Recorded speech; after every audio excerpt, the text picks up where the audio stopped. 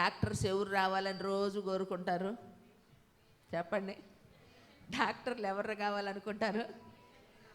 మా డాక్టర్ గారు ఉన్నారు మన ఏరియా, ఆయన వచ్చి అంటారు, అమ్మ ఇప్పుడు అన్సీజన్ అయిపోయింది అంటాడు.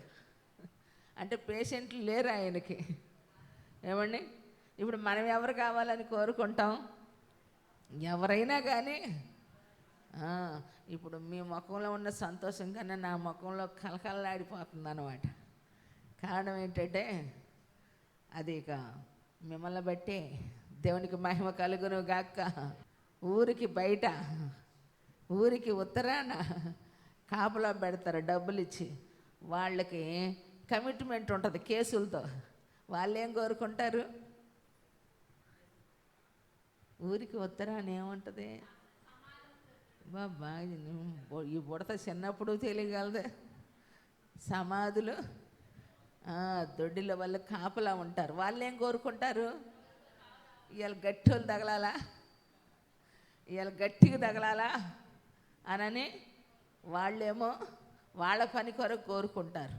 మనమేమో ఆశీర్వాదం కొరకు కోరుకుంటాం. డాక్టర్లేమో పేషెంట్ కొరకు కోరుకుంటారు.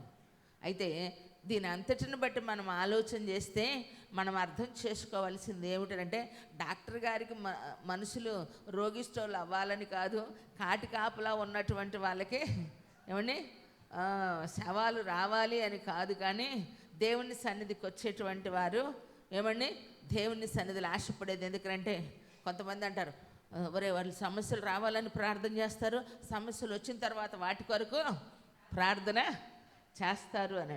సమస్యలు రావాలని క్రైస్తవులు మనం ప్రార్థన చేయం. కానీ అంటే ఒక్కొక్కరి ఉద్దేశం అలా ఉంటుంది.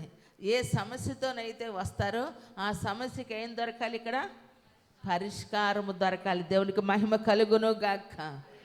అంటే దాని అర్థం ఏమిటంటే, ఎవరు ఏ సమస్యతో, వ్యాధిగ్రస్తుడు వ్యాధితో వైద్యుని దగ్గరికి వెళ్తే ఆ వైద్యం అతనికి స్వస్థత కలుగు చేయాలి.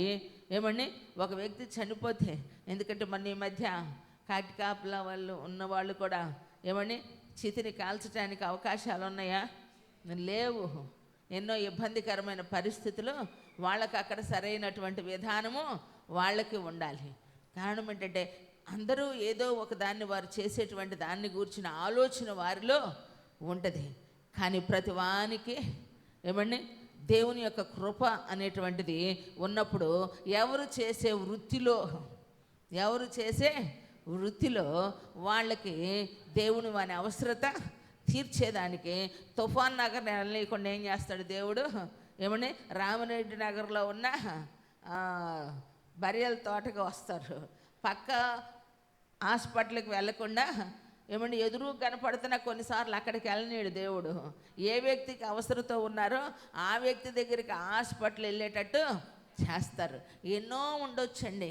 అన్నీ చాలాసార్లు మందిరాలే కండి, అన్ని చోట్ల దేవుడేగా అంటారు. కానీ అన్ని చోట్ల దేవుడే ఉన్నా దేవుడు నిర్ణయించాడు, ఇదిగో యోర్దాను నదిలోనికి వెళ్ళు. ఏమండి అవి ఎన్నో నదులు దాటుకుంటూ వచ్చారు. కానీ స్వస్థత కొరకు ఏమన్నారు? ఏమండి యోర్దాను నదిలో అంటే మాకు ఎన్నో ఉన్నాయి కదా, ఇక్కడ దాకా రావాలా?